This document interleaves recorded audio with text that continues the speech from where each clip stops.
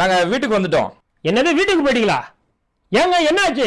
எங்களுக்கு இந்த சம்பவத்துல கொஞ்சம் கூட விருப்பம் இல்ல. பாய், இந்த கேஸ் போடுறான்னு சொன்னேன், அதுல தான் தப்பா எடுத்துக்கிட்டீங்களோ? உண்மையில ஐடி கம்பெனில தாங்க வேலை செய்யறான். பாய், அவர் ஐடில தான் வேலை செய்யறாருன்னு எங்களுக்கு தெரியும். ஆனா எங்களுக்கு சுத்தமா விருப்பம் இல்ல பாய். விருப்பம் இல்லையா? ஏன்? இல்லைங்க, ஒரு மேக்கப் கலைஞருங்கிறதுக்காக இவ்வளவு சர்வசாதாரணமா ஒரு தொழுகையை விடுறாரு. இஸ்லாத்தோட அடிப்படையே தொழுகை தான். இந்த அடிப்படை தொழுகையே அவர் கையில இல்ல. அவர் கையில எப்படிங்க மார்க்கம் இருக்கும்? இப்படி அல்லாவுக்கு செய்ய வேண்டிய கடமையே ஒழுங்கா நிறைவேற்றாத இவரு நாளைக்கு என் மகளை நிக்கா பண்ணதுக்கு அப்புறம் மனைவிக்கு செய்ய வேண்டிய கடமை எப்படிங்க செய்வாரு? பாய், ஒன்னு சொல்றேன், நல்லா கேட்டுக்கோங்க. மேட்ரிமோனியே என் பிள்ளைக்கு வரமா வந்து குவியுது.